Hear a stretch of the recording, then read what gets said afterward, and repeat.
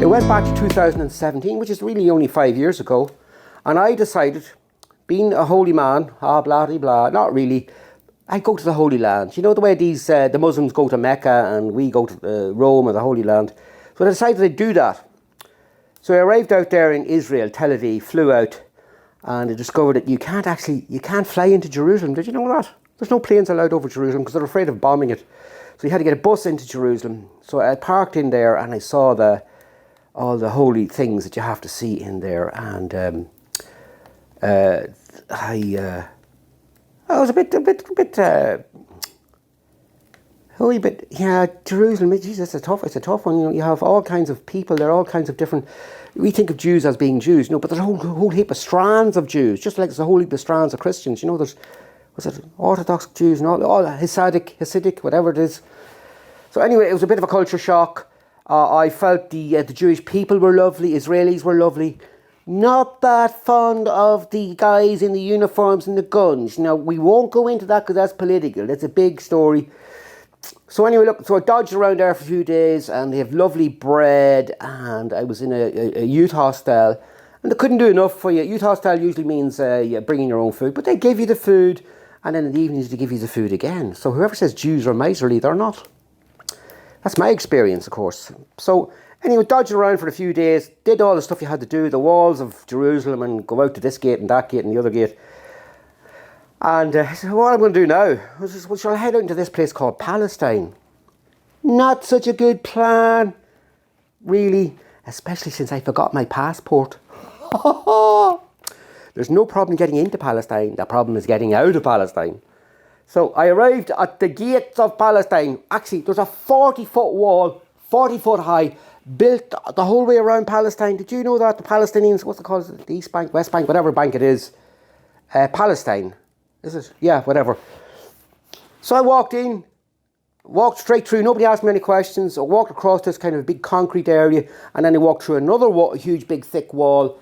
And I came out the far side, and there was taxis there.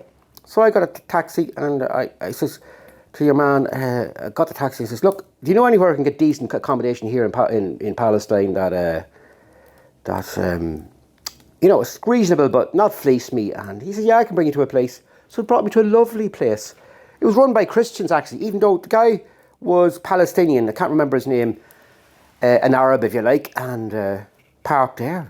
Beautiful place, breakfast, whole bunch of Americans there from some college in America.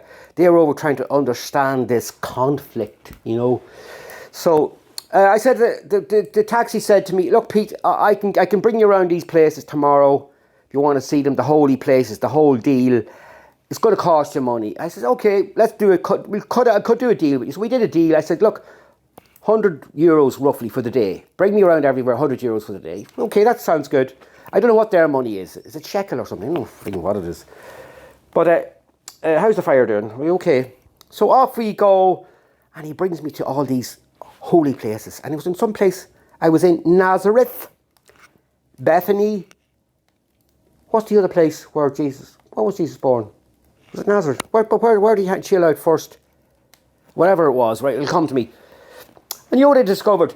That in the same street in one of these places is you have the Muslim mosque.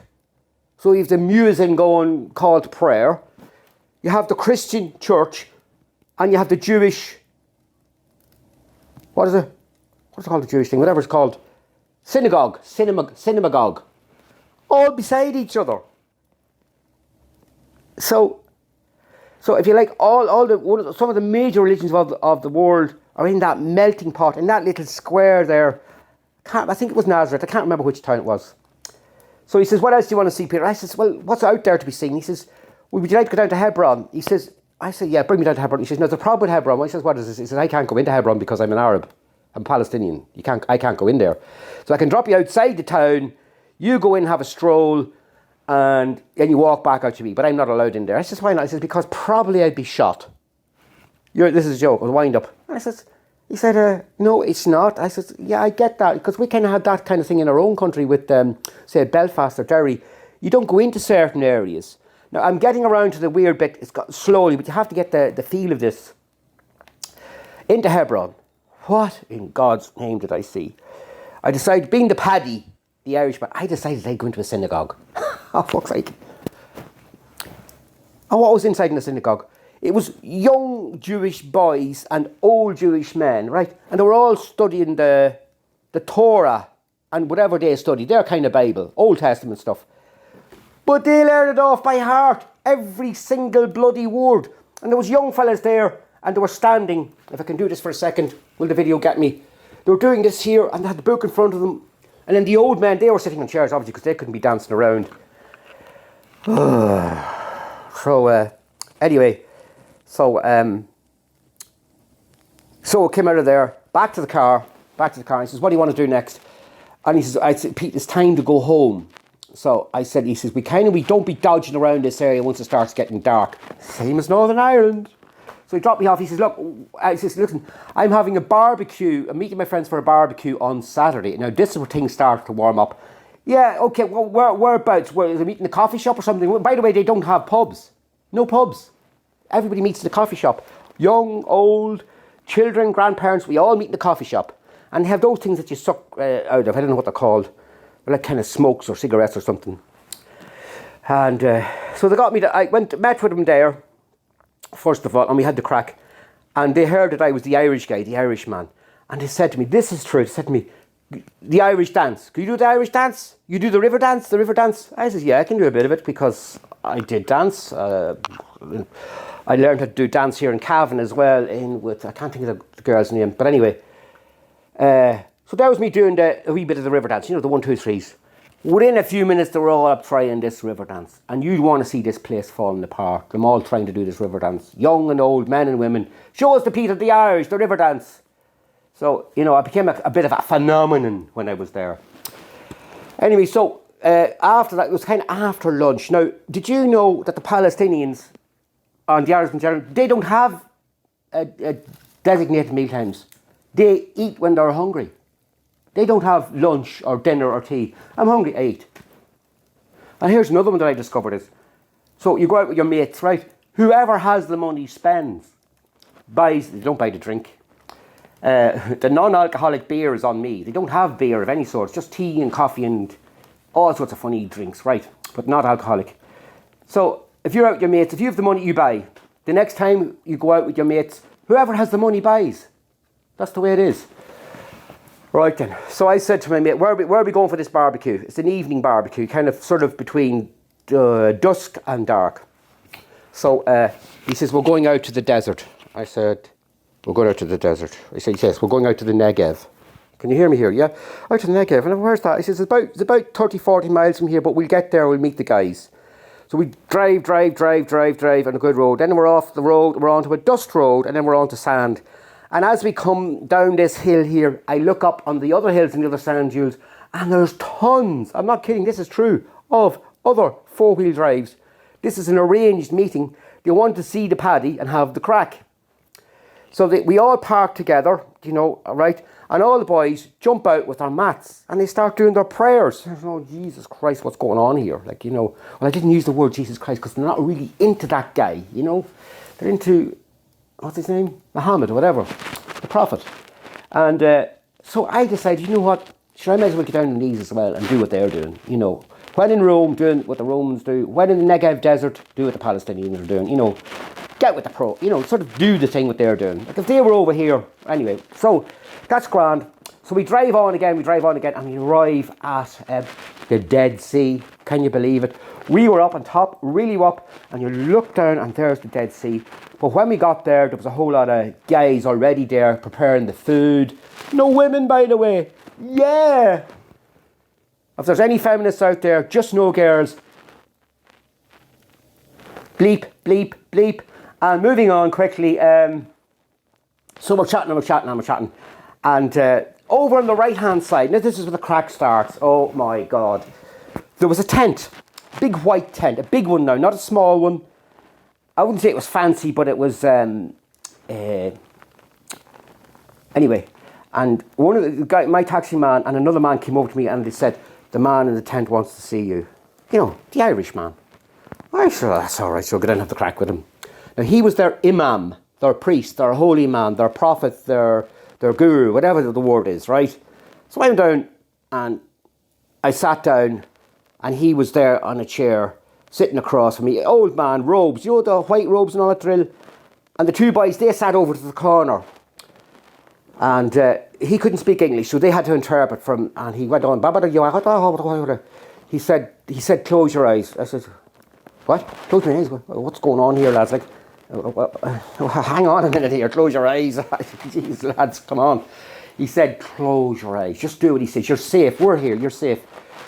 And then he goes, and he says, what do you see? What do I see? I don't see anything. It's fucking dark. My eyes are closed. What's the you guys nuts or something? And he said, look at Peter. This man is a very holy man. This man must see something in you. He must see why. There's supposed to be some reason why you're here. I says, the reason why I'm here is I'm here for the crack. And so I closed. I did what I was told. Closed my eyes. Closed my eyes.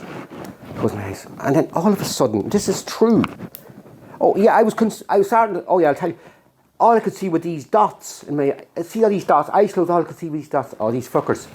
They put something. Because we were in the barbecue and we had drinks and stuff. I had to put something in the food. Had to put something in the drink. Are they going to fucking sell me somewhere to the somebody?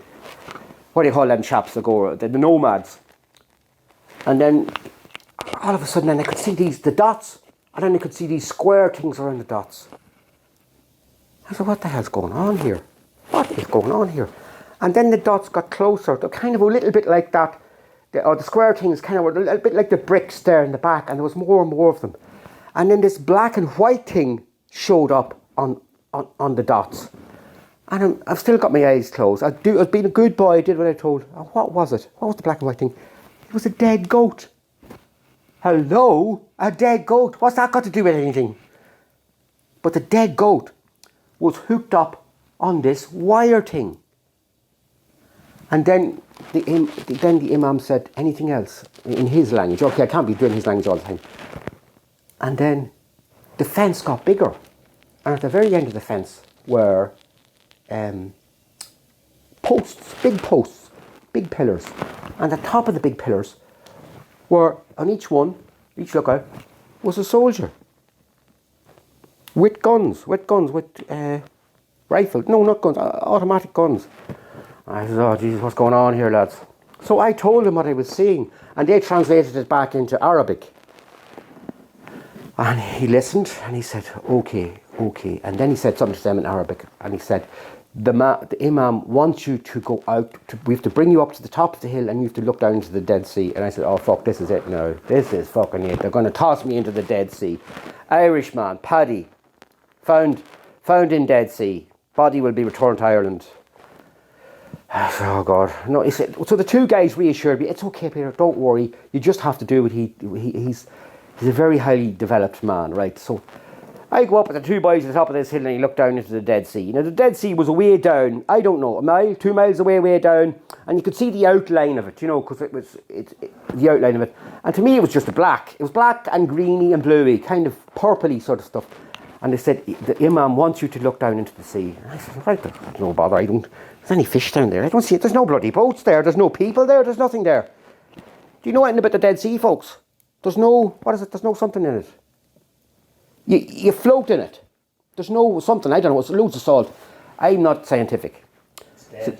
It's dead, it's fucking dead. So anyway, I said, Peter, you have to look down into the Dead Sea. And I said, look, you have to close your eyes. Oh, this drill again. So close the eyes. The white dots kept getting bigger as I looked down. No, I had my eyes open, I looked down.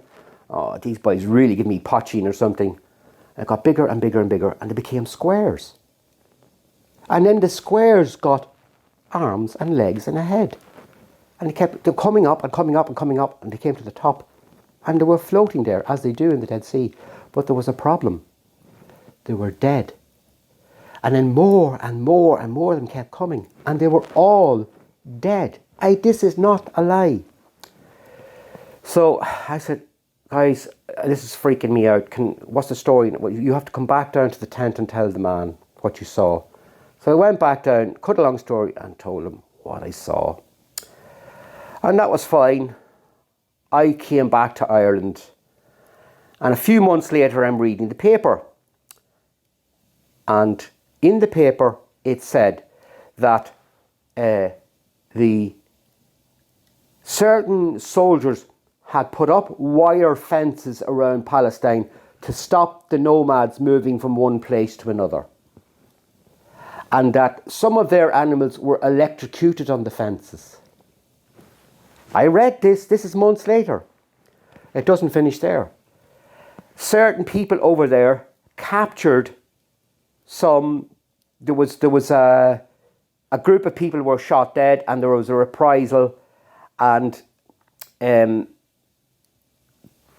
what happened was they kept pushing people further and further into the desert and further towards the Dead Sea, and people were dumped in the Dead Sea. Dead bodies were dumped in the Dead Sea. This was a couple of months later. I read this. This is a fact. And I said, that is my story. Believe it or not.